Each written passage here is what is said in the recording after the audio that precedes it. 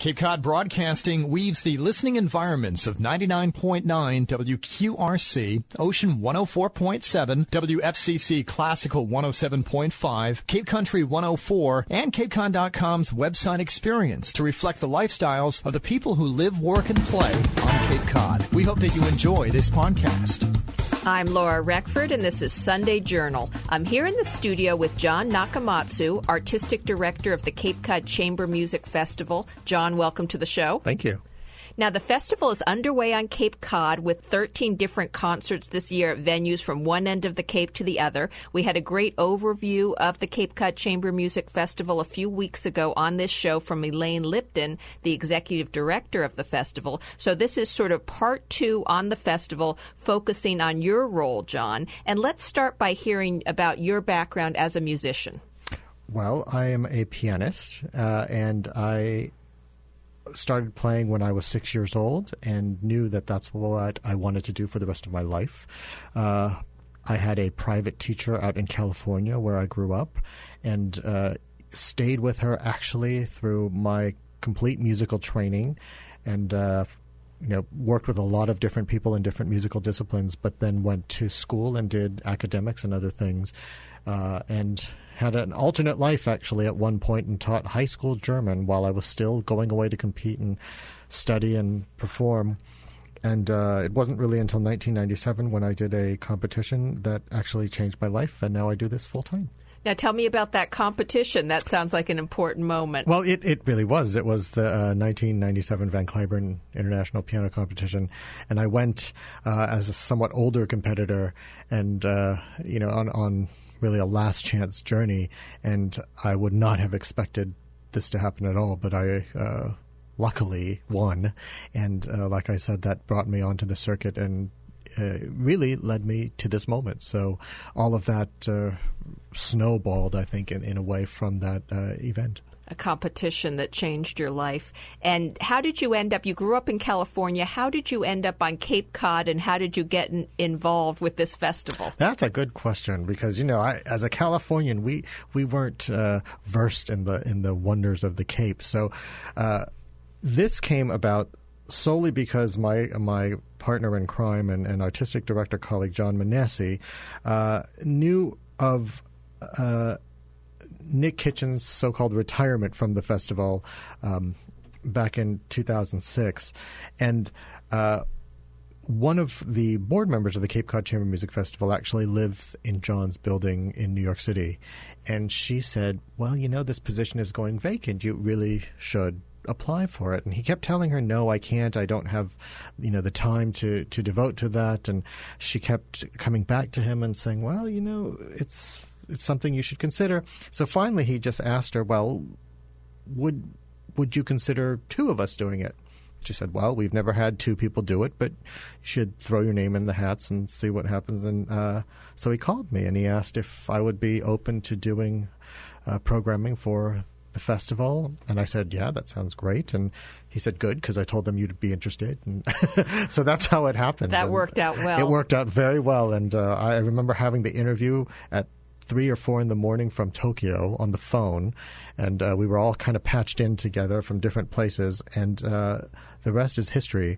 And since that time, it's been 9 seasons, basically, that we've been programming, and we've come to love the Cape as like a second home. So for us, this is just, it's a working vacation all year, I guess.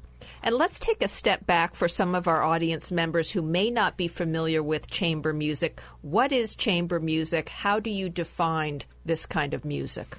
Well, I think the easiest way to talk about chamber music is to just define it as small ensemble.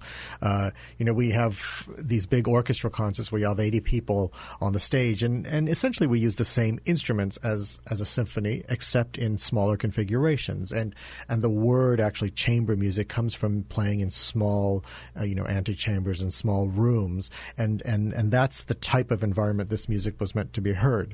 And for us on the Cape, we're very fortunate because all of our venues are quite intimate and allow you to hear this music up close and really hear the blend and the detail and the subtlety. And sometimes, in the bigger halls in sometimes larger cities, you don't get that immediacy. And that's the great thing about what we do here is, we're bringing things that otherwise are in the most important halls around the country, but you can sit a foot away from some of these people, and that's an exciting feeling that you can't always get in another venue. It goes right into my next question, because as a musician who's, I'm sure, listens to lots of music and lots of different venues, and I was going to ask you, what is it about chamber music that really excites you? And it sounds like it's really that immediacy. Well, definitely the immediacy and the collaborative aspect of it. When I, as a soloist, play with an orchestra, I'm really kind of one person out front, and the conductor is the figure through whom all of this music is somehow funneled. And then there's this group of 60 other people on the stage that we're interacting with. But in chamber music, you're really one among equals. And that's very, very fun for a pianist who's used to basically being independent. And I think I've learned so much about playing with orchestras from playing with small groups, because the communication is so fast, and you're really kind of turning on dimes all the time, and then that's exciting for us as players. And apart from that, it's just a social musical experience, and I think everybody who plays and then who attends a concert really feels that in performance. Now, there are chamber music festivals around the country, around the world. What is special about the Cape Cod Chamber Music Festival? We're a resort community. Do you try to do anything different with the programming to make this one stand out? Well, we try to be as creative as possible. I don't know that we are necessarily marketing to specific groups, because I think our audiences are very varied. And, many of our stalwarts are people who have homes in New York City and Boston and Washington and go to the major series there. We have other people who live on the Cape. We have the occasional person who will walk in blindly and not know what he or she is in for. So we're kind of broad-based. And we've also tried to mix the standard repertoire with things that are maybe not so often heard. But many series do that. The nice thing for us is we've also tried to incorporate very local elements into our programming. We've collaborated with the Chatham Chorale. We've done collaborations with local composers and poets, and we try to keep it real for the people who actually live here and find us relevant in their lives. So it's a great challenge for us as artistic directors, but it's been so much fun, and we have so much support from the people who are in our communities. We're just very grateful. I'm Laura Reckford, and this is Sunday Journal. I'm here in the studio with Jon Nakamatsu, Artistic Director of the Cape Cod Chamber Music Festival. The festival is underway here on the Cape this month. And Jon, you talked a little about it in your last answer, but what is new at the festival this year? What have you tried to bring to it this year that we haven't seen in past years? Well, we have a lot of things, actually. Tomorrow night's concert is a debut concert for this ensemble. The Danish String Quartet has never been to our festival and is really taking the chamber music world by storm. So this is a wonderful opportunity for our audiences to come hear a group that I think is on the precipice of an extraordinary career. It's very exciting, and that's tomorrow night at 7:30 at the Dennis Union Church. We also have done some new things with, for example, the brass quintet that is coming in our final week. The American Brass Quintet is performing on August 25th in Cotuit, and we are doing a week-long residency with the Jupiter String Quartet in Orleans, Cotuit, and in Wellfleet. And those things have been just very exciting and somewhat new. Now, I was interested when you were talking about taking on the role as co-artistic director and thinking about the programming. How do you choose what performers will be here each year? That's often difficult because there are so many great ensembles and wonderful people that we want to invite, but a limited number of engagements. And so, it starts with a long list of repertoire that we want, of people that we want, of groups, and then we start to try to put all this great puzzle together, because then it's a matter of who's available, what the fees are, what's our budget, how we can order this in our venues in a logical way, because you can't overload certain groups with too much repertoire, and you can't expect this person to travel from here. So there's so many things, and at points in the planning season, we think this is never, ever going to happen. But somehow it all comes together, and at some point the puzzle pieces just start to fit. And I hate to use such an overused metaphor, but it really feels like that. And at the completion, you do feel a sense of pride in having passed all of these challenges somehow. I'm sure. Now, do you work with the performers on what pieces they will actually perform? Yes. So we know exactly what and when and why they will do certain things. It's often a dialogue between things that we would request of them or things that we want, and also things that we cannot have because we've just had them, or they've been cycled through our systems within the last 4 or 5 years. And what they are doing at a specific time, because again, we have to be mindful of an ensemble's schedule, and that they are fitting us in some cases to a very difficult touring period. So we have to work with them to make sure that we're not overloading them or asking them to do more than they really can at a given period. Now, how do you find new chamber music groups that haven't really performed that much? Do you look for those, and is it sort of a word of mouth, a networking thing, or how does that happen? It's all different ways. I mean, yes, we spend a lot of time on the road, so we naturally meet people or hear about different artists. Managements will send us many packets and information, and also, we work through managements ourselves, so we kind of have our finger on the pulse of the industry.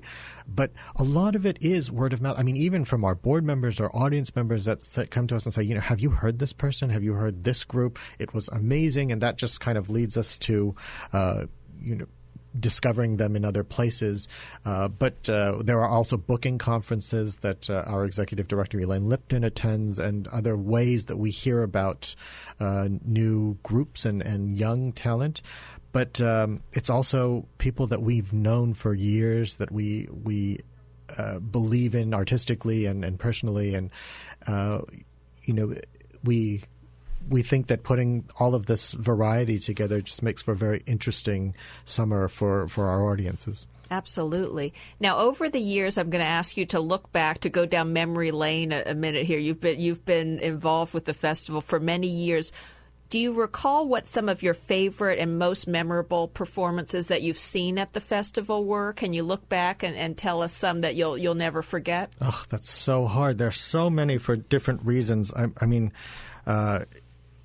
I just remember my and John Manasseh's first performance together on the Cape. That was really, really exciting, especially because everyone was so welcoming, and the venue was overflowing, and just incredible. The years that the Tokyo Quartet were coming for us, those were just fantastic. I remember one concert in Wellfleet where it was it's so exciting, but this might not be good advertising, but the air conditioner kind of failed, and hardly anybody left. Everybody was sweating, and not to mention the people on stage, but it was so much fun, and we just, as a communal experience, that it turned out to be one of the most exciting moments. We had Martin Beaver come in one year to do the Brandenburg 5 and the Four Seasons, and that was really one of the most exciting moments of our tenure.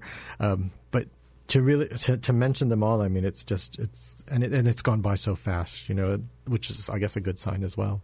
And I guess I'm not surprised when you talk about that experience of people not leaving, because we talked earlier about there's this intimacy, and you're there and you're with the musicians, and these are much sought after seats, actually. So you've gotten your seat and you're there and you're hearing this wonderful music. And so, of course, you're not going to get up and leave just because it's a little bit hot. That's right.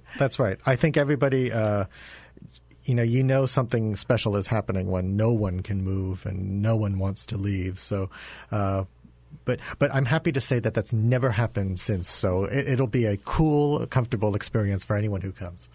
And not to pick favorites this year, but what performances are you particularly looking forward to this year?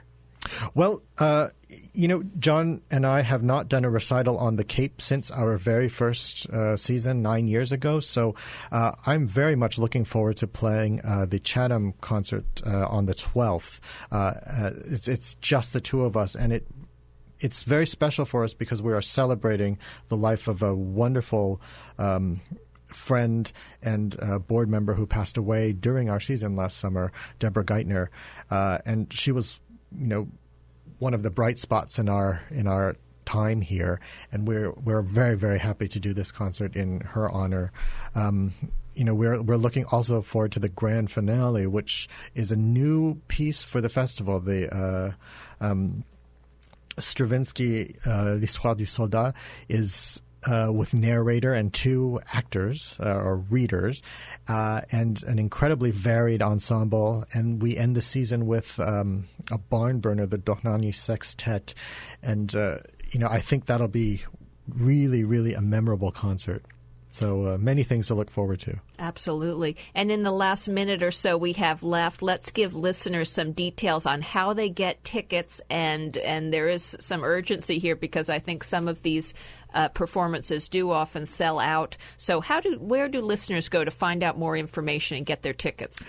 In advance, they can order tickets off our website, and that is capecodchambermusic.org. Alternatively, they can call our office at 508-247-9400, and they can also buy tickets at the door. But we really encourage people to buy them in advance because, again, these are intimate venues and our concerts tend to be quite full. So we are looking forward to a great season and hope to see everybody there.